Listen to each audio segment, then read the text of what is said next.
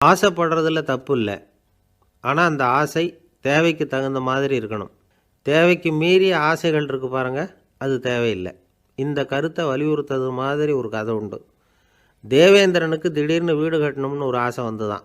வீடுன்னா நாம் கட்டுற மாதிரி இல்லை. தேவேந்திரன் வீடுன்னா சும்மாவா? ஒரு பிரம்மாண்டமான அரண்மனை கட்டணும். அது மாதிரி இந்த 3 லோகத்துலேயும் ஒரு அரண்மனை கிடையாது அப்படின்னு எல்லாரும் சொல்லணும். இது அவனோட ஆசை. உடனே தேவ தச்சரான விஸ்வகர்மாவை கூப்பிட்டான், உத்தரவு போட்டான். விஸ்வகர்மா தன்னுடைய உதவியாளர்களை எல்லாம் கூப்பிட்டு ஒன்றா சேர்த்துக்கிட்டார். படாத பாடுபட்டு ஒரு பெரிய அரண்மனையை கட்டி முடித்தார். கட்டி முடிக்க 1000 வருஷம் ஆச்சு. தேவேந்திரன் வந்து பார்க்குறான். அவனுக்கு திருப்தி ஏற்படலை. என்னுடைய அந்தஸ்துக்கு இது ரொம்ப சாதாரணமான கட்டிடம், இதை விட இன்னும் பெருசாக கட்டு அப்படின்னா. தேவ தச்சர் திணறி போயிட்டார். அவரால் அதுக்கு மேலே எதுவும் செய்ய முடியல. என்ன பண்ணுறதுன்னு யோசனை பண்ணார். நேராக நாரதர் காலில் போய் விழுந்தார். நீங்கள் தான் என்னை இந்த பிரச்சனையிலேருந்து காப்பாற்றணும்னார். நாரதர் யோசனை பண்ணார். சரி, கவலைப்படாதேன்னார். நேராக இந்திரன்கிட்ட போனார். இந்திரன் வந்து நாரதரை பார்த்த உடனே வாங்கன்னு கூட்டிகிட்டு போய் அரண்மனையை காட்டினான். இது மாதிரி ஒரு அரண்மனையை நீங்கள் வேறு எங்கேயாவது பார்த்துருக்குறீங்களா அப்படின்னு ரொம்ப பெருமையாக கேட்டான். நான் பார்த்ததில்லை, ஆனால் என்னை விட வயசில் மூத்தவர் மகரிஷி லோமேசர், அவர் ஒரு வேளை பார்த்துருக்கிறாரா என்னமோ அப்படின்னார். உடனே அவரை மனசில் நினச்சி தியானம் பண்ணினார். அடுத்த கணம் லோமேசர் அங்கே வந்தார். இடையில் ஒரு சின்ன துண்டு, கையில் ஒரு கமண்டலம், தலையில் ஒரு பாய், அவ்வளவுதான் அவர்கிட்ட இருந்தது. எதுக்காக தலையில் இந்த பாய் அப்படின்னு கேட்டான் இந்திரன். என்ன மாதிரி அற்ப ஆயுள் உள்ள ஒரு ஜீவன் தனியாக வீடு கட்டிக்கிட்டு திண்டாடணுமா? இந்த பாய் தான் ஒரு வீடு மாதிரி எனக்கு நிழல் கொடுக்குது அப்படின்னார் அவர். என்னது, உங்களுக்கு வந்து அவ்வளவு கொஞ்சமான ஆயுளா அப்படின்னு ஆச்சரியத்தோடு கேட்டான் இந்திரன். ஆமாம், இதை பாரு, என்னுடைய மார்பில் ஒரு பொற்காசு அளவுக்கு ரோமம் உதிர்ந்துட்டுது. எப்போ என் உடம்புல உள்ள எல்லா ரோமமும் உதிர்ந்துருமோ அப்போ என்னுடைய ஆயுள் முடியும் அப்படின்னார். எப்போ அந்த ரோமங்கள் பூரா உதிரும்னு கேட்டான் இவன். ஒரு பிரம்மா மறைஞ்சதும் ஒரு ரோமம் உதிரும். என் உடம்புல உள்ள ரோமங்களின் எண்ணிக்கை எவ்வளவோ அவ்வளவு பிரம்மாக்கள் தோன்றி அவங்க ஆயுள் முடியும் பொழுது என் உடம்புல உள்ள ரோமங்கள் பூரா உதிரும் அப்படின்னார். அப்படின்னா ஒரு பிரம்மாவோட ஆயுள் எவ்வளவு காலம்னு கேட்டான். ஒரு பிரம்மாவுக்கு 100 தேவ வருஷம். ஒவ்வொரு தேவ வருஷத்துக்கும் 365 தேவ நாள். ஒவ்வொரு தேவ நாள்லேயும் ஒன்றை மாதிரி 14 இந்திரர்கள் தோன்றி மறைகிறாங்க அப்படின்னு மகரிஷி லோமேசர் சொல்கிறார். இதை கேட்டதும் இந்திரன் ஆடி போயிட்டான். அவ்வளவு ஆயுள் உள்ள இவரே அற்ப ஆயுள்னு சொல்கிறார். நான் என்னுடைய ஆயுளை பெருசாக நினச்சிக்கிட்டு பிரம்மாண்டமான அரண்மனை கட்டணும்னு ஆசைப்படுறேனே அப்படின்னு நினச்சான். எனக்கு வீடு கட்டின வரைக்கும் போதும்னு விட்டான். அதனால் நாமெல்லாம் நம்முடைய தேவைக்கு தகுந்த மாதிரி ஆசைப்படுறது தான் நியாயம். ஆனால் அப்படியே நடந்துக்கிறோம். மனுஷன் வந்து கடவுளையே ஏமாற்றி காசு வாங்கிறதுக்குள்ள ஆசைப்படுறான். ஒருத்தன் கடவுளை நினச்சி தவம் இருந்தான். கடவுள் நேரில் வந்தார். தேவலோகத்தில் ரூபாய்க்கெல்லாம் என்ன மதிப்புன்னு கேட்டான். அங்கெல்லாம் ரூபாய்ங்கிறது உங்கள் பணத்தில் 1 கோடி ரூபாய்க்கு சமம். அதாவது தேவலோகத்தில் 1 ரூபான்னா இங்கே 1 கோடி ரூபா. அது மாதிரி எங்களுக்கு ஒரு நாளுங்கிறது உங்கள் கணக்கில் 1 கோடி வருஷத்துக்கு சமம் அப்படின்னார் கடவுள். அப்படின்னா எனக்கு நீங்கள் அதிகமாக எதுவும் தர வேணாம், உங்கள் கணக்குப்படி ஒரே 1 ரூபா கொடுங்க, அது போதும்னா இவன் ரொம்ப சாமர்த்தியமாக. கடவுள் யோசனை பண்ணார். அது ஒன்றும் கஷ்டம் இல்லை, 1 ரூபா தானே கேட்குற, கொடுத்துட்றேன். ஆனால் இப்போ வரும்பொழுது நான் எடுத்துக்கிட்டு வரல, எங்கள் கணக்குப்படியே 1 நாள் பொறுத்துக்க பணத்தோடு வந்துடுறேன் அப்படின்னு சொல்லிவிட்டு பறந்து போயிட்டார். அந்த ஆள் என்னை கண்ணா பண்ணான்னு திட்டிவிட்டான் சார், அதை நினச்சா எனக்கு ரொம்ப வருத்தமாக இருக்குது அப்படின்னு சொல்லி கவலைப்பட்டார் ஒருத்தர். இதில் கவலைப்படுறதுக்கு என்ன இருக்குது அப்படின்னார் ஒரு பெரியவர். அவர் ஒரு மகான். என்ன சார் இப்படி சொல்கிறீங்க, ஒருத்தர் நம்ம பார்த்து திட்டுனா வருத்தமாக இருக்காதா அப்படின்னார். அது எப்படி வருத்தமாக இருக்கும், திட்டுறதுங்கிறது என்ன, அது வெறும் சத்தம் தானே அப்படின்னார் அந்த பெரியவர். நம்ம ஆளுக்கு தலையை பிச்சுக்கலாம் போல் இருந்தது. இருக்காது அப்படின்னா நமக்கே அப்படி தானே தோணுது. அந்த பெரியவர் சொல்கிறது ரொம்ப பெரிய விஷயம். அதை நாம் புரிஞ்சிக்க முயற்சி பண்ணலாம்னா நடைமுறை வாழ்க்கைக்கு அது ஒத்து வர்றது மாதிரி தெரிய மாட்டேங்குது. இருந்தாலும் அந்த பெரியவர் அதுக்கு என்ன தான் விளக்கம் கொடுக்குறாருன்னு பார்ப்போமே. ஒரு ரயில் போயிட்டுருக்கு, அதில் ஒரு சாது போயிட்டுருக்கார். அந்த ரயில் வந்து அவர் ஹரித்வாரம் போயிட்டுருக்கார். அவர் ரயிலில் ஏகப்பட்ட கூட்டம். நம்ம ஊர் ரயில் கேட்க வேணும், டிக்கெட் வாங்கிட்டு கொஞ்சம் பேர், வாங்காத கொஞ்சம் பேர். அது என்னத்துக்கு அனாவசியமாக டிக்கெட் அப்படிங்கிற நினப்பில் பாதி பேர். இந்த கூட்டத்துக்கு மத்தியில் அந்த சாதுவும் போயிட்டுருக்கிறார். உட்கார்றதுக்காக இருந்த இடத்துல ஒரு ஆள் படுத்துருக்கிறான். கொஞ்சம் முரட்டு ஆசாமி. அவன் கால் பக்கத்தில் கொஞ்சோண்டு இடம் பாக்கி இருந்தது. அந்த இடத்துல இந்த சாது உட்காந்துருந்தார். மெதுவாக உட்காந்துக்கிட்டார் போய். ஆனால் அந்த ஆள் ராத்திரி பூரா இவரை காலால் உதச்சிக்கிட்டே இருக்கிறான். அது இவருக்கு ரொம்ப அவமானமாக பட்டுது. அதனால் துக்கம் ஏற்பட்டுது. இருந்தாலும் அதை ஒரு மாதிரியாக சகிச்சுக்கிட்டே இவர் வந்து சேர்ந்தார். பொழுது விடிஞ்சுது. அந்த சாது ஹரித்வார் வந்து சேர்ந்தார். அங்கே ஒரு பெரிய ஞானியை சந்தித்தார். ராத்திரி ரயிலில் அந்த ஆள் உதைச்சதையும் அதனால் தனக்கு ஏற்பட்ட துக்கத்தையும் இந்த சாது அந்த ஞானிகிட்ட சொன்னார். சொல்லிவிட்டு, ஏன் சுவாமி, எனக்கு துக்கம் ஏற்பட்டதே அது தப்பா அப்படின்னு கேட்டார். தவறு தான்னார் அந்த ஞானி. உனக்கு இன்னமும் தேக அபிமானம் போகலைங்கிறது தான் அது காட்டுது. அஷ்டாவக்கிரர் என்ன சொல்கிறார் தெரியுமா? உண்மையான ஞானி யாராவது தன்னை வந்தனை செய்தால் அதற்காக சந்தோஷப்பட மாட்டார், யாராவது நிந்தனை செய்தால் அதற்காக வருத்தப்பட மாட்டார் அப்படின்னு சொல்கிறார். நிந்தனைங்கிறது ஒரு ஒலி தான். தேகாபிமானம் இருக்கிற வரைக்கும் இந்த ஒலி நம்மளை வந்து வேதனைப்படுத்தும். நான் தேகம் இல்லை, ஆத்மா அப்படிங்கிற நினைவு இருந்தால் இந்த ஒலி நம்மளை பாதிக்காது. மனு என்ன சொல்கிறார் தெரியுமா? ஒரு சாதகன் பாராட்டுதலை விஷம்னு நினச்சி பயப்படணும், அவமானத்தை அமிர்தம்னு நினச்சி சந்தோஷப்படணுங்கிறார். அவமானப்பட்டால் கவலைப்படாமல் எப்படி இருக்க முடியும் அப்படின்னு தான் நமக்கு தோணும். அதனால தான் நம்மளில் யாரும் இதுக்கு உதாரணமாக யாரையும் காட்ட முடியல. புத்தரையும் கபீரையும் உதாரணமாக காட்டுறாங்க. அவங்களுக்கெல்லாம் அவமானம் ஏற்பட்டப்போ கவலையே படலையாம். புத்தரை வந்து அவமானப்படுத்தணுங்கிறதுக்காக கௌசாம்பி ராணி ஒரு இளம் பெண்ணை கொலை பண்ணி சடலத்தை புத்தர் குடிசைக்கு முன்னாடி போட சொன்னார். போட்டாங்க. புத்தர் தான் அந்த பொண்ணை கெடுத்து கொலை பண்ணிவிட்டாருன்னு எல்லாரும் நினச்சாங்க. ஆனால் புத்தர் இதை பற்றி கவலையே படலை. அப்புறமா உண்மை தெரிஞ்சதும் புத்தர் புகழ் இன்னும் அதிகமாயிட்டுது. ஒரு பெரிய சபையில் ஒரு மோசமான பொண்ணு நுழைஞ்சி தனக்கும் கபீருக்கும் சம்பந்தம் உண்டுன்னு சொன்னான். கபீர் கவலைப்படலை. அவங்க மாதிரியெல்லாம் நாமளும் இருக்க கற்றுக்கணும். நிந்தனை, அபகீர்த்தி, அவமானம் எல்லாம் ஆண்டவன் கொடுக்குற பிரசாதம்னு நினைக்கணும் அப்படின்னு சொல்கிறார் அந்த ஞானி. இதை கேட்ட இந்த காலத்து ஆசாமி ஒருத்தர், நான் கூட அப்படி தான் சார், யாராவது அவமானப்படுத்தினா கவலைப்பட மாட்டேன். நேற்று கூட ஒருத்தர் என்ன பலார்னு அரைஞ்சுட்டார், நான் கொஞ்சம் கூட கவலைப்படலை, பேசாமல் வந்துட்டேன்னார். ஏன் அப்படி வந்துட்டீங்க அப்படின்னு. அவர் அரைஞ்சதுலேயும் ஒரு அர்த்தம் இருந்தது, அதனால தான் அப்படி வந்துட்டேன்னார். ஏன் அரைஞ்சாருன்னு கேட்டேன். 10 வருஷத்துக்கு முன்னாடி 15 ரூபா அவர்கிட்ட கடன் வாங்கினேன், அதை கேட்டு கேட்டு பார்த்துட்டு கடைசியாக தான் அரைஞ்சார் அப்படின்னார். அள்ள அள்ள குறையாதது அட்சய பாத்திரம், அது நமக்கு தெரியும், கேள்விப்பட்டிருக்கிறோம். ஆனால் போட போட நிரம்பாத ஒரு பாத்திரம் உண்டு. அது என்ன தெரியுமா? நம்மளில் பல பேர்கிட்ட அந்த பாத்திரம் உண்டு. அதுதான் பேராசை அப்படிங்கிற பாத்திரம். அதை வந்து நிறைவு செய்யவே முடியாது. பேராசையை பற்றி சுஃபி இலக்கியத்தில் ஒரு பிரபலமான கதை உண்டான். அதை ஒரு பெரியவர் எடுத்து சொல்லியிருக்கிறார். ஒரு மன்னர் நகர்வலம் போயிட்டுருக்கார். ஒரு பிச்சைக்காரன் மன்னர் எதிரில் வரான். பிச்சை போடுங்கங்கிறான். என்னுடைய அமைதியை கெடுக்காதே போங்கிறார் மன்னர். அவன் சிரிக்கிறான். அரசே, உங்களுடைய அமைதி கெடக்கூடிய நிலையில் இருந்தால் அதுக்கு பேர் அமைதியே கிடையாது அப்படின்னு நானா. எதிரில் நிற்கிறது வெறும் பிச்சைக்காரன் இல்லை, யோகி அப்படிங்கிறத மன்னர் புரிஞ்சுக்கிட்டார். துறவியே, உங்களுக்கு என்ன வேணும்னாலும் கேளுங்க, கொடுக்குறேன்னாராம். அந்த துறவி மறுபடியும் சிரிக்கிறார். அரசே, உங்களால் முடியாததையெல்லாம் கொடுக்க முடியும்னு சத்தியம் செய்யாதீங்க அப்படின்னார். மன்னருக்கு கோபம் வந்துட்டுது. என்ன இவர் இப்படி சொல்கிறாரே அப்படின்னு நினச்சார். நகர்வலத்தை பாதியிலேயே நிறுத்தினார். வாங்க அரண்மனைக்குன்னார். துறவியை அழைச்சிக்கிட்டு அரண்மனைக்கு வந்துட்டார். துறவி தன்கிட்ட இருந்த பிச்சை பாத்திரத்தை நீட்டினார். இது நிறைய எனக்கு பொற்காசுகள் வேணும் அப்படின்னாராம். அவ்வளவு தானா, இது ஒரு பெரிய காரியமா அப்படின்னு கையை தட்டினாராம் மன்னர். ஒரு பெரிய தாம்பாளம் நிறைய பொற்காசுகள் வந்து சேர்ந்தது. அதை அள்ளி போட்டார். போட போட அந்த பிச்சை பாத்திரம் நிரம்பவே இல்லை. பொற்காசுகள் போட போட அவ்வளவையும் உள்ளே வாங்கிக்கிட்டே இருக்குது. அரசாங்க கஜானாவே காலி ஆகிட்டுது. மூட்டை மூட்டையாக பொற்காசுகளை கொட்டி பார்த்துட்டாங்க. அது முழுங்கிக்கிட்டே இருக்குது. கடைசி வரைக்கும் அந்த பிச்சை பாத்திரம் வந்து நிரம்பவே இல்லை. அரசர்கிட்ட இருந்த கர்வம் போயிட்டுது. அப்படியே பொத்துன்னு துறவி காலில் விழுந்தார்.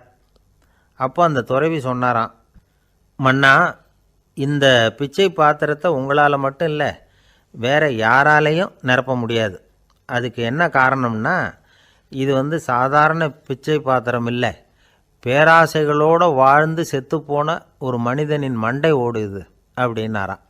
பாருங்கள், இதுதான் அந்த சுஃபி இலக்கிய கதை. செத்த பிறகும் நிறைவு இல்லைன்னா அது எப்பேற்பட்ட பேராசையாக இருக்கும்னு யோசித்து பார்த்துங்க. நம்மளும் ஒருத்தர் கல்யாணம் பண்ணிக்க பொண்ணு பார்த்துக்கிட்டு இருந்தார். அழகு, அறிவு, படிப்பு எதுவும் தேவையில்லை, பணம் மட்டும் இருந்தால் போதும் அப்படின்னு பார்க்குறவங்ககிட்டெல்லாம் சொல்லி வச்சார். ரொம்ப நாளைக்கு அப்புறம் ஒரு பணக்காரர் கிடைச்சார். அவர் சொன்னார், இதை பாருங்கள், எனக்கு 20 வயசில் ஒரு மகள், அவளை நீங்கள் கல்யாணம் பண்ணிக்கிட்டால் 2 லட்சம் பணம் கொடுப்பேன். 25 வயசில் ஒரு பொண்ணு, அவளை கல்யாணம் பண்ணிக்கிட்டால் 2.5 லட்சம் தருவேன். 30 வயசில் ஒரு பொண்ணு இருக்கா, அவளை கல்யாணம் பண்ணிக்கிட்டால் 3 லட்சம் தருவேன். என்ன சொல்கிற அப்படின்னாராம். இவன் கொஞ்ச நேரம் யோசித்து பார்த்துருக்கான். அதுக்கப்புறம் மெதுவாக அவரை நிமிர்ந்து பார்த்து, ஏன் சார், உங்ககிட்ட 50 வயசில் ஏதாவது பொண்ணு இருக்கா அப்படின்னு கேட்டானா. எல்லாருக்கும் வேறுபாடு எதுவும் இல்லாமல் மகிழ்ச்சியை கொடுக்கக்கூடியது வேறு ஏதோ ஒன்று இருக்குது, அது என்னன்னு கண்டுபிடிக்கணும். அதுதான் இன்றைக்கி தகவல். இப்போ அதை கண்டுபிடிக்கணும்னா இந்த கதையை கேட்கணும். அது என்ன கதைன்னா, ஒரு ஊரில் ஒரு ராஜா இருந்தார். அவருக்கும் இதே சந்தேகம் வந்துட்டுது. அதாவது எல்லாருக்கும் இன்பம் தரக்கூடிய பொருள் எது அப்படின்னு. இதுக்கு பதில் தெரிஞ்சுக்கிறதுக்கு ஆசைப்பட்டார். சரி, அதுக்கு என்ன செய்யலாம்னு யோசனை பண்ணார். நாட்டு மக்களுக்கு பகிரங்கமாக ஒரு அறிவிப்பு கொடுத்தார். நம்ம நாட்டு மக்கள் இன்பம் தரக்கூடிய பொருள் எதுன்னு நினைக்கிறாங்களோ அதை கொண்டுக்கிட்டு வந்து அரண்மனையில் உள்ள கண்காட்சி மண்டபத்தில் வைக்கலாம். அப்படி அவங்க வைக்கிற பொருள்களில் எது எல்லாருக்கும் இன்பம் தரக்கூடியதாக இருக்குமோ அதை வச்சவருக்கு 1000 பொற்காசுகள் பரிசு அப்படின்னு அறிவிப்பு கொடுத்துட்டார். ஜனங்கள் இந்த அறிவிப்பை கேட்டாங்க. அதுக்கப்புறம் சும்மா இருப்பாங்களா? 1000 பொற்காசுன்னா சும்மாவா? அவங்க கையில் என்னென்ன கிடைச்சதோ அதையெல்லாம் கொண்டாந்து அரண்மனை காட்சி மண்டபத்தில் வச்சுட்டாங்க. அதுக்கப்புறமா ராஜா அங்கே வந்தார். ஒவ்வொன்றா பார்த்துக்கிட்டே வந்தார். முதல்ல ஒரு குயில் இருந்தது, இனிமையாக பாடக்கூடிய குயில். இந்த குயிலோட இன்னிசை எல்லாருக்கும் இன்பம் தரக்கூடியது தான். இருந்தாலும் காது கேட்காதவங்களுக்கு இந்த இசை எப்படி இன்பம் தர முடியும்? அதனால் இது சரியில்லைன்னு விட்டார். அடுத்தபடியாக போனார். அங்கே என்ன வச்சுருக்குறாங்கன்னு பார்த்தா ஒரு அழகான மயில் அங்கே தோகை விரித்து ஆடிக்கிட்டு இருக்குது. இந்த மயிலோட ஆட்டம் மனசுக்கு இன்பம் தரக்கூடியது தான். இருந்தாலும் பார்வை இல்லாதவங்க இந்த ஆட்டத்தை பார்த்து ரசிக்க முடியுமா? முடியாது. அதனால் இதுவும் சரியில்லை அப்படின்னு சொல்லிவிட்டார். அதுக்கு அடுத்தபடியாக போனார். பல வகையான இனிப்பு பண்டங்களை வச்சுருந்தாங்க. பார்த்தார், வயசானவங்களுக்கும் நோயாளிகளுக்கும் இது இன்பம் தராது, துன்பம்தான் கொடுக்கும் அப்படின்னார். இப்படி ஒவ்வொன்றா பார்த்துக்கிட்டே போகிறார். அழகான மலர்கள், கனிகள், ஓவியங்கள் எதுவுமே பொருத்தமாக தெரியல. சகல பேருக்கும் இன்பம் தரக்கூடிய வகையில் எதுவும் இல்லை. கடைசியாக வந்தார். அங்கே ஒரு களிமண் பொம்மை இருந்தது. அது என்ன பொம்மை தெரியுமா? பசியால் வாடி இருக்கிற ஒருத்தருக்கு ஒரு அம்மா இனிமையாக பேசிக்கிட்டு சோறு போடுறது மாதிரி அந்த பொம்மையை செஞ்சுருந்தாங்க. அதுக்கு கீழே அன்பு அப்படின்னு எழுதியிருந்து தான். ராஜா பளிச்சுன்னு ஒரு முடிவுக்கு வந்தார். அந்த பொம்மையை செஞ்ச சிற்பியை வரவழைச்சார், பரிசு கொடுத்தார். அன்பு ஒன்று தான் எல்லாருக்கும் இன்பம் அளிக்கக்கூடிய பொருள். காது கேட்காதவங்களும் அதை கேட்க முடியும், பார்வை இல்லாதவங்களும் அதை பார்க்க முடியும், குழந்தைகளும் அதை உணர முடியும் அப்படின்னு அதுக்கு விளக்கம் கொடுத்தார் அந்த மன்னர். இந்த உலகத்தில் எல்லாருக்கும் மகிழ்ச்சி தரக்கூடிய ஒரு பொருள் அன்பு தான். அதை புரிஞ்சுக்கிட்டு தான் சில கணவன்மார்கள் மனைவி பேரில் ரொம்ப அன்பை காட்டிக்கிறது வழக்கம். ஒரு வீட்டு வாசப்படி பக்கமாக மழைக்கு ஒதுங்கினார் ஒருத்தர். மழை தூறிக்கிட்டு இருந்தது, இருட்டு நேரம். அந்த வீட்டில் இருந்தவர், இன்றைக்கி ராத்திரி வேணும்னா இங்கேயே தங்கிட்டு காலையில் போங்க அப்படின்னார். உடனே இவர் சொன்னார், ரொம்ப நன்றிங்க, ஒரு 10 நிமிஷத்தில் இதை வந்துவிடுறேன் அப்படின்னு சொல்லிவிட்டு எங்கேயோ ஓடினார். 10 நிமிஷம் கழித்து திரும்பி வந்தார். ஆமாம், எங்கே போயிட்டு வந்தீங்கன்னு கேட்டார் வீட்டில் இருந்தவர். நேராக எங்கள் வீட்டுக்கு போய் மனைவிக்கிட்ட இன்றைக்கி ராத்திரி இங்கேயே தங்கிக்கிறேன்னு சொல்லிவிட்டு வந்துவிட்டேன் அப்படின்னார் அவர். அன்பில் இது ஒரு ரகம். ஒரு சின்ன பையன் வந்தான். அவனை பார்த்து ஒரு கேள்வி கேட்டோம். ஏன்ப்பா உங்கள் வீட்டில் அம்மா புத்திசாலியா அப்பா புத்திசாலியா அப்படின்னு. அவன் அலட்சியமாக நம்மளை பார்த்து சிரிக்கிறான். என்ன சார் இது, இந்த காலத்தில் இது கூட தெரியாமல் இருக்கிறீங்களே அப்படிங்கிறான். ஒரு சின்ன பையன் நம்மளை பார்த்து இப்படி கேட்டுவிட்டானே அப்படின்னு நினைக்கிறப்போ நமக்கு ஒரு மாதிரி ஆகிடும். அதுக்கப்புறம்தான் இந்த தாத்தா பாட்டிலாம் சொல்கிற ஒரு கதை ஞாபகத்துக்கு வந்தது. அது என்ன கதை தெரியுமா? ஒரு ஊரில் ஒரு அம்மாவும் பிள்ளையும் இருந்தாங்களாம். அந்த மகனுக்கு திடீர்னு தேசாந்திரம் போய் வரணும்னு ஆசை வந்துட்டுது. ஊராக போய் சுற்றி பார்க்கணுங்கிற ஆசை. அந்த அம்மாவுக்கு இது பிடிக்கல. மகனை பிரிஞ்சு இருக்கிறதுக்கு அவங்க மனசு இடம் கொடுக்கல. வேணாப்பான்னு சொல்லி பார்த்தாங்க, அவன் கேட்கல. திடீர்னு புறப்படவும் செஞ்சுட்டான். சரி, இனிமேல் அவனை தடுக்க முடியாதுன்னு முடிவு பண்ணிட்டாங்க அந்த அம்மா. இருந்தாலும் புத்திசாலித்தனமாக ஒரு யோசனை பண்ணாங்க. மகனை கிட்டத்தில் கூப்பிட்டாங்க. அவங்ககிட்ட சொன்னாங்க, இதை பாருப்பா, நீ தேசாந்திரம் போகிறதுன்னு தீர்மானம் பண்ணிவிட்ட, அதை நான் தடுக்கலை, போயிட்டு வந்துடும். ஆனால் போகிறதுக்கு முன்னாடி எனக்கு ஒரு வாக்குறுதி கொடுத்துட்டு போ அப்படின்னாங்க. போகிறப்போ ராத்திரியாக இருந்தாலும் பகலாக இருந்தாலும் சரி, புளிய மரத்து நிழலில் தான் தங்கணும். திரும்பி வர்றப்போ இரவும் பகலும் நீ வேப்ப மரத்து நிழல்லே தங்கணும் அப்படின்னாங்க. சரி, அப்படியே செய்கிறேன்னு சொல்லி வாக்குறுதி கொடுத்தான். பையன் புறப்பட்டு போனான். போகிற வழியில் புளிய மரத்து நிழல்லையே தங்கினான், தூங்கினான். அப்படி போய்கிட்டே இருந்தான். 7ஆவது நாள் அவன் உடம்பு சுகமில்லாமல் போயிட்டுது. ரொம்பவும் பலவீனமாயிட்டான். இனிமேல் நடக்க முடியாதுங்கிற நிலைமை வந்துட்டுது. யோசித்து பார்த்தான். சரி, இதுக்கு மேலே போக வேண்டாம் அப்படின்னு முடிவு பண்ணிவிட்டு திரும்பி வர ஆரம்பிச்சிட்டான். திரும்பி வர்றப்போ வழியில் வேப்ப மரத்து நிழல்லையே தங்கி வந்தான். நாளுக்கு நாள் உடம்பு சரியாக வந்துட்டுது. 7ஆவது நாள் வீட்டுக்கு சேர்றான். உடம்பு பழையபடியே கலகலப்பாயிட்டுது. பூரண சுகம். தேசாந்திரம் போன பையன் திரும்பி வந்துட்டானே அப்படின்னு அந்த அம்மா ஆச்சரியப்படலை. ஏன்னா அவங்களுக்கு தெரியும் இப்படி ஆகும்னு. பையன் சீக்கிரமாக திரும்பி வரணுங்கிறதுக்காக தான் அவங்க அந்த யோசனையை சொன்னாங்க. என்ன விஷயங்கிறதையும் அவங்களே சொன்னாங்க. மகனே, புளிய மரத்து நிழல் உடம்புக்கு உஷ்ணத்தை கொடுக்கும், சீக்கம் உண்டாக்கும். அதனால் நீ தொடர்ந்து புளிய மரத்து நிழலில் தங்கினாவே நோய்க்கு ஆளாயிட்ட. அதனால் நல்ல பயணத்தை முடிச்சுக்கிட்டு திரும்பி வரணுங்கிற முடிவுக்கு வந்துட்ட. திரும்பி வர்றப்போ நீ தங்கினது வேப்ப மரத்து நிழல். அது உடம்புக்கு குளிர்ச்சியை தரக்கூடியது, நோயை தீர்க்கக்கூடியது. அதனால் சுகமாக வீட்டுக்கு சேர்ந்துட்ட. உன்னோட தேசாந்திர பயணத்தை தடுக்கிறதுக்காக தான் இப்படி பண்ணினேன் அப்படின்னாங்களாம் அந்த அம்மா. பார்த்தீங்களா அம்மாவோட புத்திசாலித்தனத்தை? அப்பாவாக இருந்தால் இப்படியா பண்ணுவார்? ஒரு அப்பா பையன்கிட்ட 10 ரூபா கொடுத்து இதை எடுத்துக்கிட்டு அடுத்த ஊருக்கு போய் அங்கே இருக்கிற மாமா கிட்ட இதை கொடுத்துட்டு வாடா, வழியில் எங்கேயாவது மரத்தடியில் படுத்து தூங்கி விடாதே அப்படின்னு எச்சரிக்கை பண்ணி அனுப்புனாராம். பையனுக்கு எச்சரிக்கையாக வாழறது எப்படிங்கிறத கற்றுக் கொடுக்கறதுக்காக இப்படி பண்ணார். அவன் பணத்தை வாங்கிட்டு போனான். அப்பா சொன்னதை மறந்துட்டு ஒரு மரத்தடியில் படுத்து தூங்கிட்டான். அவனுக்கு தெரியாமல் அவன் பின்னாடியே போன அப்பா அவன் கையில் இருந்த அந்த 10 ரூபாயை நைஸாக எடுத்துகிட்டு வந்துட்டார். அவன் பையில் தானே வச்சுருந்தான், அது தெரியாமல் எடுத்துகிட்டு வந்துட்டார். அவன் தூங்கிக்கிட்டு இருக்கான். எடுத்துகிட்டு ஒரு மறுபடியும் வீட்டுக்கு வந்துட்டார். பையன் முழிச்சுக்கிட்டு பையை தடவி பார்க்குறான், பணத்தை காணும். அழுதுகிட்டே திரும்பி வந்தான். அப்பா கிட்ட விஷயத்த சொன்னான். அப்பா சிரிச்சுக்கிட்டே சொன்னார், அதுக்கு தான்ப்பா ஆரம்பத்திலேயே எச்சரிக்கை பண்ணினேன், இனிமேலாவது நீ ஜாக்கிரதையாக இருக்கணும் அப்படிங்கிறதுக்காக தான் இப்படி பண்ணினேன். அந்த பணம் எங்கேயும் போயிடலை, நான் தான் அதை உனக்கு தெரியாமல் எடுத்து வச்சிருக்கிறேன்.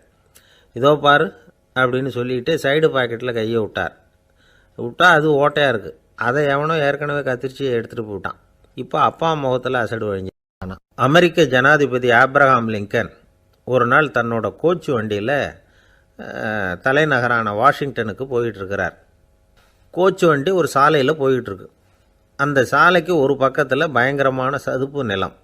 சதுப்பு நிலம்னா அது புதைகுழி, புதை மணல்ங்கிறோம்ல, அது மாதிரி.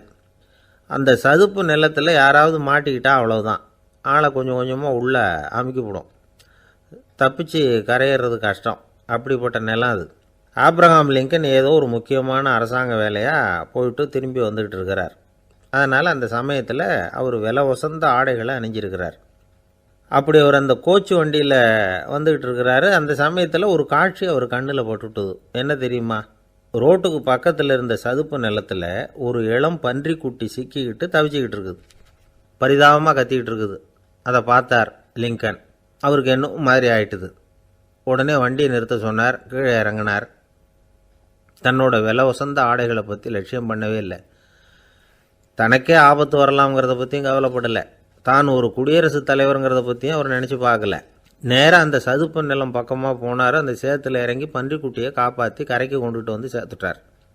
அதுக்கப்புறம் நிம்மதியாக கோச்சு வண்டியில் ஏறி வெள்ளை மாளிகைக்கு சேர்ந்தார். ட்ரெஸ்ஸு உடம்பு பூரா சேறு சகதி. பார்க்குறவங்களுக்கெல்லாம் ஆச்சரியமாக போச்சு. அவங்களுக்கு ஒன்றும் புரியல. இவர் நேராக ட்ரெஸ்ஸு மாற்றிக்கிறதுக்காக போனார். கோச்சு வண்டி ஓட்டிகிட்டு வந்தவங்கிட்ட போய் எல்லோரும் கேட்டாங்க, என்ன ஆச்சு அப்படின்னு. அவர் வர்ற வழியில் நடந்த விவரத்தை சொன்னார். ஆப்ரஹாம் லிங்கனுடைய இந்த இறக்க குணத்தை எல்லாரும் பாராட்டினாங்களாம், புகழ்ந்தாங்களாம். ஆனால் இதுக்கு லிங்கன் என்ன பதில் சொன்னார் தெரியுமா? தயவு பண்ணி இந்த புகழ்ச்சியான பேச்சையெல்லாம் ஒதுக்குங்க, அதெல்லாம் வேணாம். அந்த சின்ன பிராணி சகதியில் மாட்டிக்கிட்டு துடிச்சிக்கிட்டு இருந்தது. அதை பார்த்தேன். உடனே என்னுடைய இதயத்தில் ஒரு முள் தைச்சது மாதிரி ஒரு உணர்வு. அந்த முள்ளை பிடுங்கி எறிஞ்சேன், அவ்வளவுதான். உண்மையில் அந்த பிராணிக்கு நான் உதவினேங்கிறத விட எனக்கு ஏற்பட்ட இன்னலை போக்கிக்கிட்டேன் அப்படிங்கிறது தான் உண்மை. அதுதான் பொருத்தம்.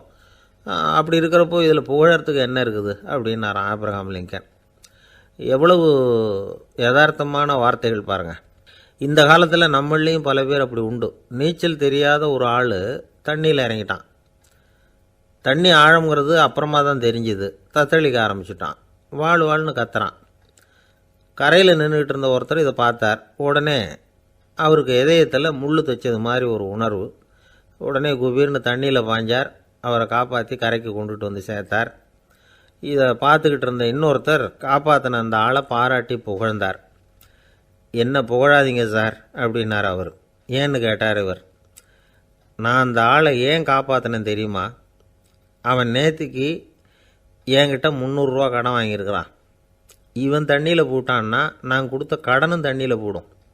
அதனால தான் விழுந்து காப்பாற்றினேன் அப்படின்னா அந்த ஆள். ஒரு ஆள் இருந்தான், நிறைய பணம் சம்பாதிச்சான். ஆனால் செலவு பண்ண மனசு வரல, கருமி. அவன் என்ன பண்ணான், சேர்த்த பணம் பூராவையும் ஒரு மரத்தடியில் புதைச்சி வச்சுருந்தான். வாரத்துக்கு ஒரு தடவை அந்த மரத்தடிக்கு வருவான். புதைச்ச இடத்த ஆவலோடு பார்த்துக்கிட்டு இருப்பான். அதுக்கப்புறம் போயிடுவான். அவ்வளவுதான். ஒரு நாள் ஒரு திருடன் வந்தான். இவன் புதைச்சி வச்சுருந்ததெல்லாம் எடுத்துகிட்டு போட்டான். இது தெரிஞ்சு போச்சு. அந்த கருமி புலம்ப ஆரம்பிச்சிட்டான். இவன் புலம்பலை கேட்டதும் அக்கம் பக்கத்தில் இருந்தவங்கெல்லாம் ஓடி வந்தாங்க. என்ன விஷயம்னு விசாரித்தாங்க. இவன் சொன்னான்.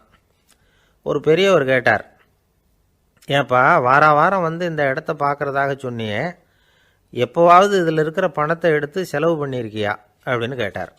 நான் அப்பப்போ அதை பார்க்குறது தான் வழக்கம், அதை தொட்டதே இல்லைன்னு அவன். சரி, அப்படின்னா இப்போவும் நீ அதே மாதிரி வாரம் ஒரு தடவை இந்த இடத்த பார்த்துட்டு போகலாமே அப்படின்னாராம் அந்த பெரியவர். அதுவும் சரிதானே. எவ்வளவு காலமானாலும் அவன் அந்த பணத்தை எடுத்து செலவு பண்ண போகிறதில்ல. அப்படி இருக்கிறப்ப உள்ளே பணம் இருந்தாலும் ஒன்று தான், இல்லாமல் போனாலும் ஒன்று தான். இதிலேருந்து என்ன புரியுதுன்னா, ஒருத்தர்கிட்ட இருக்கிற பணத்தை கொண்டு அவர் பணக்காரரா ஏழையா அப்படின்னு முடிவு செய்கிறது சரியில்லை. அந்த செல்வத்தை அனுபவிக்கிற திறன், பயன்படுத்துகிற திறன், அதை வச்சு தான் அவர் ஏழையா பணக்காரரா அப்படிங்கிறத நிர்ணயம் பண்ணணும். அதுதான் சரி. செலவு பண்ண தெரியாதவன் சேகரம் பண்ணிகிட்டே இருக்கிறதுனால என்ன பிரயோஜனம்? தலைமுடியே இல்லாதவன் தாராளமாக சீப்புகளை வாங்கி சேகரம் பண்ணுறது மாதிரி தானே இது. சில சமயம் செலவு பண்ண நாம் தயாராக இருந்தால் கூட அந்த செல்வம் நமக்கு பயன்படுறதில்ல. அரேபியாவில் ஒரு நகை வியாபாரி விலை உயர்ந்த முத்துக்களை எல்லாம் அவர் வச்சு வியாபாரம் பண்ணிகிட்டு இருந்தார். அவர் ஒரு சமயம் ஒரு பாலைவனம் வழியாக போயிட்டு இருக்கிறார் ஒட்டகத்தில். அப்போது திடீர்னு கடுமையான புயல் வீச ஆரம்பிச்சுட்டுது. திசை தவறி இவர் எங்கேயோ வந்துட்டார். கூட வந்தவங்களையும் காணலை, எங்கே போனாங்களோ தெரியல. இவர் ரொம்ப பயந்து போய் அங்கே எங்கேயுமா அலைஞ்சு திரியிறார். வழியே தெரியல. பசி கடுமையாயிட்டுது. ஒட்டகத்து முதுகில் ஒரு மூட்டை இருந்தது. அதை பிரித்து பார்த்தார். உள்ளே ஏதாவது இருக்கான்னு தேடி பார்க்குறார். அது வரைக்கும் கண்ணில் தட்டுப்படாத அபூர்வமான ஒரு பை கண்ணில் பட்டுது. ஆஹா, அதில் ஏதாவது சாப்பிட்றதுக்கு இருக்கும் அப்படின்னு நினச்சி ஆவலாக அதை பிரித்து பார்க்குறார். அந்த பையில் விலை உயர்ந்த முத்துக்கள் நிறைய இருந்துதான். அப்போ தான் அவர் நினச்சாராம், விலை உயர்ந்த முத்துக்கள் கூட சாப்பிட்றதுக்கு உணவாக முடியாது அப்படிங்கிறத புரிஞ்சுக்கிட்டாராம். எந்த நேரத்தில் எது நமக்கு தேவையோ அது நமக்கு தாராளமாக கிடைக்கணும். அப்படி அது கிடைக்கிறதுக்கு நம்மக்கிட்ட இருக்கிற செல்வம் பயன்படணும். அது நமக்கும் பயன்படலாம், நம்ம மூலமாக அடுத்தவங்களுக்கும் பயன்படலாம். அதுதான் செல்வத்தின் பயன். ஒரு மரத்தடியில் ஒருத்தன் உட்காந்து அழுதுகிட்டு இருந்தான். அந்த பக்கமாக வந்த இன்னொருத்தன் ஏப்பா அழுதுகிட்டு இருக்கிறேன்னு கேட்டான். இந்த இடத்துல தான் பூமிக்கு அடியில் பணம் இருக்குது, புதைச்ச இடம் தெரியல, அதான் அழறேன் அப்படின்னா. நல்லா ஞாபகப்படுத்தி பாரு, எந்த இடத்துல புதைச்ச அப்படின்னு கேட்டான் இவன். அது எப்படி எனக்கு தெரியும், புதைச்சி வச்சிருக்கிறவன் நான் இல்லையே, எங்கள் எதிர்த்த வீட்டுக்காரன் அப்படின்னானா. இதான் ஒரு அரசனும் அமைச்சரும் ஒரு நாள் ரொம்ப சாவகாசமாக பேசிக்கிட்டு இருந்தாங்களாம். அரசன் அமைச்சரை பார்த்து ஒரு கேள்வி கேட்டிருக்கார். ஏங்க அமைச்சரே, ஆசை இல்லாத ஒரு மனுஷனால் இருக்க முடியுமா அப்படின்னு. ஏன் முடியாது, துறவி அப்படிங்கிறவங்கெல்லாம் அப்படிப்பட்டவங்க தானே அப்படின்னாராம் அமைச்சர். அவங்கெல்லாம் உண்மையிலேயே ஆசையை விட்டவங்க தானா அப்படின்னு கேட்டாராம் ராஜா. அப்படி தான் இருக்கணும் அப்படின்னாராம் அமைச்சர். அப்படின்னா ஆசையே இல்லாத ஒரு உண்மையான துறவியை நான் பார்க்கணுமேன்னார். அது என்ன பிரமாதம், அதுக்கு நான் ஏற்பாடு பண்ணுறேன் அப்படின்னு விட்டார் இவர். சொல்லிவிட்டு உடனே புறப்பட்டு போனார். அங்கே இங்கே தேடினார். அப்புறம் தான் அவருக்கு புரிஞ்சுது உண்மை துறவியை கண்டுபிடிக்கிறது எவ்வளவு கஷ்டமான காரியம்னு. இருந்தாலும் ராஜா கிட்ட சொல்லியாச்சே உண்மை துறவியை காட்டுறேன்னு. இப்போ என்ன பண்ணுறது? ராஜா கிட்ட சொன்னபடி நடக்கலைன்னா அவருக்கு கோபம் வந்துடும். அமைச்சர் ஒரு யோசனை பண்ணார். அவருக்கு ஒரு வழி தெரிஞ்சுது. அதுதான் சரின்னு முடிவு பண்ணார். அதாவது அந்த ஊரில் அவருக்கு தெரிஞ்ச நாடக நடிகர் ஒருத்தர் இருக்கிறார், நல்லா நடிப்பார். அவரை போய் பார்த்தார். இதை பாருப்பா, எனக்காக நீ ஒரு காரியம் செய்யணும்னார். என்னன்னு கேட்டார் அவர். நீ ஒரு துறவி மாதிரி கொஞ்சம் நேரத்துக்கு நடிக்கணும். ராஜா உன்னை பார்த்துட்டு போகிற வரைக்கும் நடி, அது போதும். அதுக்காக உனக்கு 10,000 ரூபா தரேன் அப்படின்னார். அவர் எந்த காலத்தில் இவ்வளவு பணத்தை மொத்தமாக பார்த்துருக்கார். அதனால் உடனே சரின்னு ஒத்துக்கிட்டார். அமைச்சர் அரண்மனைக்கு திரும்பி வந்தார். என்ன அமைச்சரே, இன்னுமா ஒரு உண்மையான துறவி கிடைக்கலன்னார். உண்மையான துறவி ஒருத்தரை இப்போ தான் கொஞ்ச நேரத்துக்கு முன்னாடி பார்த்து பேசிவிட்டு வர்றேன். அவர் நம்ம ஊருக்கு வெளியில் குளத்தங்கரையில் உள்ள ஒரு ஆலமரத்துக்கு அடியில் உட்காந்துருக்கிறார் அப்படின்னார் இவர். அப்படின்னா உடனே புறப்படுங்க அப்படின்னார் ராஜா. பரிவாரங்களோடு புறப்பட்டார். அங்கே அந்த மரத்தடியில் அந்த ஆள் வேஷம் போட்டுக்கிட்டு துறவி மாதிரி உட்காந்துருக்கிறான். ராஜா நேராக போனார். அந்த துறவி காலில் பொத்துன்னு விழுந்து வணங்கினார். உடனே ராணியும் அவர் காலில் விழுந்தாங்க. அடுத்தபடியாக அமைச்சர் விழுந்தார். அவருக்கு தெரியும் இது நம்ம ஆள் தான்னு. இருந்தாலும் என்ன பண்ணுறது, நேரம். அப்புறம் பரிவாரங்கள்லாம் துறவி காலில் விழுந்து ஆசீர்வாதம் வாங்கிட்டாங்க. ராஜா அப்புறமா தங்கத்தட்டில் பொன்னையும் பொருளையும் வச்சு அந்த துறவிக்கிட்ட ரொம்ப பணிவாக நீட்டுறார். தாங்கள் தயவு பண்ணி இதை ஏற்றுக்கணும் அப்படின்னு வேண்டிக்கிட்டார். அந்த துறவி பற்றில்லாமல் அதை பார்த்தார்.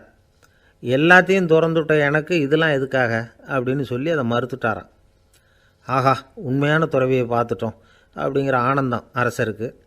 ரொம்ப நிம்மதியாக திருப்தியாக திரும்பி வந்தார் அரண்மனைக்கு. அதுக்கப்புறம் அமைச்சர் யாருக்கும் தெரியாமல் அந்த துறவிகிட்ட ஓடினார். சொன்ன பிரகாரம் பணத்தை நீட்டினார். இந்தாப்பா, நான் உங்ககிட்ட சொன்னபடி 10,000 ரூபா பணம் எடுத்துக்கோ அப்படின்னார். அந்த ஆள் ராஜா கிட்ட சொன்னது மாதிரியே எல்லாத்தையும் திறந்துவிட்ட எனக்கு இதெல்லாம் எதுக்காக வேணாம் அப்படின்னு விட்டாரான். நடித்த வரைக்கும் போதும்ப்பா, இனிமேல் இந்த நாடக வசனம்லாம் வேணாம், வேஷத்தை கலைச்சிரு, பணத்தை வாங்கிக்கோன்னார். இல்லைங்க, இது வேஷம் இல்லை, இது வசனமும் இல்லை, இது உண்மை. கொஞ்ச நேரம் துறவி மாதிரி நடித்ததுக்கே இந்த தேசத்து ராஜா, ராணி, அமைச்சர், பரிவாரங்கள் எல்லாம் என் காலில் விழுந்து வணங்குறாங்க. அப்படின்னா உண்மையான துறவியாக இருக்கிறது எவ்வளவு பெருமையான விஷயம். நான் உண்மையான துறவியாக ஆக போகிறேன், அப்படி முடிவும் பண்ணிட்டேன் அப்படின்னார் அந்த நடிகர். வேஷம் கூட எப்படிப்பட்ட விளைவுகளை உண்டு பண்ணுது பார்த்தீங்களா. நம்மால் ஒருத்தன் ரொம்ப வசதியாக தான் இருந்தான். ஒரு நாள் அவன் சொத்து பூரா திருட்டு போயிட்டுது. அதுக்கப்புறம் இவன் துறவி மாதிரி ஆகிட்டான். ஊர் ஊராக சுற்றினான். ஒரு குருநாதரை தேடி கண்டுபிடிச்சான். அவர்கிட்ட சீடனாக சேர்ந்துக்கிட்டான். அவனை பார்த்து ஒருத்தர் கேட்டார், நீ உண்மையான சீடன் தானான்னு. இல்லைங்க, சீடன் மாதிரி நடிச்சுக்கிட்டு இருக்கிறேன் அப்படின்னா. அது குரு துரோகம் இல்லையா அப்படின்னு கேட்டார் அவர். இல்லைங்க, நான் பண்ணது குரு துரோகம் இல்லை, என் குரு பண்ணது தான் துரோகம். என்னுடைய பணத்தை கொள்ளையடித்தது இவர் தான். அதை எங்கே வச்சுருக்காருன்னு கண்டுபிடிக்கிறதுக்காக தான் இவர்கிட்ட சீடனாக சேர்ந்துருக்கிறேன் அப்படின்னா. கையை நீட்டினான். ஐயா, ஏதாவது கொடுங்கன்னா. அவர் பார்த்தார். கட்டியிருக்கிற வேட்டியை தவிர வேறு எதுவுமே இல்லை. 8 முழம் பட்டு வேட்டி, ஜரிகை கரையோடு இருக்குது. கடைசியாக அதை தான் எடுத்து கட்டிக்கிட்டு அவர் புறப்பட்டுக்கிட்டு இருக்கிறார். அவர் பார்த்தார், எதிரில் அவன் பரிதாபமாக நின்றுக்கிட்டு இருக்கிறான். அந்த 8 முழ வேட்டியை 2ஆக கிழிச்சார். 4 முழத்தை அவங்ககிட்ட கொடுத்துட்டு மீதி 4 முழத்தை தன்னுடைய இடுப்பில் கட்டிக்கிட்டு அவர் காட்டுக்கு போயிட்டார். இவன் என்ன பண்ணான் தெரியுமா? கையில் கிடைச்ச 4 முழத்தை எடுத்துக்கிட்டு கடை வீதிக்கு போனான். பழைய பட்டு வேட்டி, ஜருகை இதெல்லாம் விலைக்கு வாங்குகிற வணிகர் ஒருத்தர் இருந்தார். அவர்கிட்ட போனான். இதை விலைக்கு எடுத்துக்கிறீங்களான்னு கேட்டான். அவர் வாங்கி பார்த்தார். ஆஹா, ரொம்ப அருமையான வேட்டி, விலை ஒசந்த ஜருகை, இது ஏது உனக்குன்னு கேட்டார். அவன் நடந்ததை சொன்னான். அப்படின்னா ஒன்று செய், இந்த வேட்டியோட இன்னொரு பாதியையும் மெதுவாக வாங்கிட்டு வந்துரு, உனக்கு நிறைய பணம் தரேன் அப்படின்னார் அந்த வணிகர். இவன் கொஞ்சம் யோசனை பண்ணி பார்த்தான். கொஞ்சம் இருங்க, அதை வந்துவிடுறேன் அப்படின்னு சொல்லிவிட்டு நேராக காட்டுக்கு போனான். அவர் எங்கே இருக்காருன்னு தேடி கண்டுபிடிச்சான். அவர் ஒரு இடத்துல தவக்கோலத்தில் இருக்கிறார். கட்டியிருந்த இடைவேட்டியும் அவரை அறியாமலே நழுவி கீழே விழுந்து கிடக்குது. இவனுக்கு ரொம்ப வசதியாக போச்சு. அவரை கேட்க வேண்டிய அவசியமே இல்லை. மெதுவாக சத்தம் போடாமல் அடி மேலே அடி வச்சு நெருங்கினான். அவர் கண்ணை மூடிக்கிட்டு அவர் பாட்டு நின்றுக்கிட்டு இருக்கார். இவன் மெதுவாக போய் கீழே கிடந்த அந்த துணியை எடுத்துக்கிட்டு சத்தம் போடாமல் திரும்பி நடந்தான். அப்படி கொஞ்சம் தூரம் நடந்திருப்பான். அப்படி ஓட ஆரம்பிக்கிற சமயத்தில் அவன் காலில் கீழே கிடந்த முள் ஒன்று நறுக்குன்னு தைச்சிவிட்டுது. வலி தாங்க முடியாமல் அம்மான்னு கத்திவிட்டான். இந்த சத்தத்தினால கண்ணை மூடி நின்றுக்கிட்டு இருந்த அவர் தவம் கலைஞ்சிது. மெதுவாக கண்ணை திறந்து பார்க்குறார். தன் இடையில இருந்த வேட்டி அவன் கையில் இருக்குது. இப்போ அவர் நினைக்கிறாராம், இந்த வேட்டி மேலே நான் வச்ச ஆசை அல்லவா அவனை திருடன் ஆக்கிவிட்டுது அப்படின்னு நினச்சாரான். இது எப்பேற்பட்ட மனநிலைங்கிறத கொஞ்சம் யோசிச்சு பாருங்கள். தான் ஒரு பொருள் மேலே வைத்த பற்று இன்னொரு மனிதன் திருடனாக ஆகிறதுக்கு காரணமாயிட்டுதே அப்படின்னு நினைக்கிறார். அப்படி நினச்ச அவர் யார் தெரியுமா? அவர் தான் மகாவீரர். இழந்துட்டேங்கிறியே, நீ என்னத்தை கொண்டு வந்த இங்கே இழக்கிறதுக்கு? நீ என்னத்தை உண்டாக்குன இது அழிஞ்சுட்டுதுன்னு சொல்கிறதுக்கு? இது அவருடைய சிந்தனை. இன்றைக்கி நம்ம சிந்தனையெல்லாம் வேறு மாதிரி இருக்குது. ஒருத்தன் நடுத்தெருவில் உட்காந்து அழுதுகிட்டு இருந்தான். அந்த வழியாக வந்தவர் கேட்டார், ஏன்ப்பா அழற அப்படின்னு கேட்டார். 5 ரூபா சார், இந்த இடத்துல விழுந்துட்டுது, ரொம்ப நேரமாக தேடுறேன், கிடைக்காது போல இருக்கு அப்படின்னா. எப்போ தொலைஞ்சுது அப்படின்னு கேட்டார். அது எனக்கு தெரியாது சார், பணத்தை தொலைச்சவன் தேடி பார்த்துட்டு போயிட்டான், நான் அவனுக்கு பின்னாடி தேட வந்தவன் அப்படின்னு சொல்லிவிட்டு மறுபடியும் தேட ஆரம்பித்தான். ஒருத்தர் ரொம்ப அவசரமாக வந்தார். சார், மனுஷன் நிம்மதியாக இருக்கிறதுக்கு என்ன வழின்னு கேட்டார். சீக்கிரமாக ஒரு கல்யாணத்தை பண்ணிங்க, எல்லாம் சரியாக போடும் அப்படின்னோம். அவர் ஒரு மாதிரியாக பார்த்தார். ஏற்கனவே எனக்கு கல்யாணம் ஆகிட்டுது சார், அதனால தானே நிம்மதியாக இருக்கிறதுக்கு வழி கேட்குறேன் அப்படின்னார். சரி, இவர் ஒரு மாதிரியான கேஸ் அப்படின்னு நினச்சிக்கிட்டு நம்மக்கிட்ட இருந்த ஒரு சின்ன புத்தகத்தை அவர்கிட்ட தூக்கி கொடுத்தோம். இதை படித்து பாருங்கன்னு. கல்யாணத்துக்கு பிறகும் சந்தோஷமாக இருக்கிறதுக்கு என்ன வழி அப்படிங்கிற கேள்விக்கு அந்த புத்தகத்தில் விளக்கம் இருந்தது. கணவன் மனைவிக்குள்ளே சிக்கல் வராமல் இருக்கிறதுக்கு அதில் சில வழிகளை சொல்லி கொடுத்துருக்குறாங்க. அதெல்லாம் என்னென்ன அப்படிங்கிறத இப்போ பார்க்கலாமா? குடும்பம்னு இருந்தால் கோபம் வரதான் செய்யும், அது வந்துட்டு போகட்டும், பரவாயில்ல. ஆனால் அந்த கோபம் ஒரே நேரத்தில் 2 பேருக்கும் வந்துடாமல் பார்த்துக்கணும். ஒரு சமயத்தில் யாராவது ஒருத்தர் தான் கோபப்படணும், அடுத்தவங்க அமைதியாக இருக்கணும். அதுக்கப்புறம் இவர் அமைதியான உடனே அவங்க ஆரம்பிச்சிக்கலாம். கோபமாக ஏதாவது சொன்னால் உடனே கோபமாக பதில் சொல்லக்கூடாது. கொஞ்சம் பொறுத்து கோபம் தீர்ந்த உடனே அந்த பதிலை சொல்லலாம். அப்போ பதில் கோபமாக இருந்தால் கூட அது அவ்வளோ பெருசாக தெரியாது. அற்ப விஷயத்துக்கெல்லாம் காய்ச்சி மூச்சுன்னு கத்திக்கிட்டு இருக்கக்கூடாது. உங்கள் 2 பேருக்குள்ளே ஒரு தர்க்கம் ஆரம்பமாயிட்டுதுன்னு வச்சுக்கோங்க. கடுமையாக 2 பேரும் விவாதம் பண்ணுறீங்க. உங்களில் ஒருத்தர் இதில் ஜெயிக்கணும்னா அது நீங்களாக இருக்க வேணாம், அடுத்தவங்க ஜெயிக்கிறதுக்கு நீங்கள் துணையாக இருங்களேன். அப்படின்னா நீங்கள் கொஞ்சம் விட்டு கொடுக்கணும், அவ்வளவுதான்.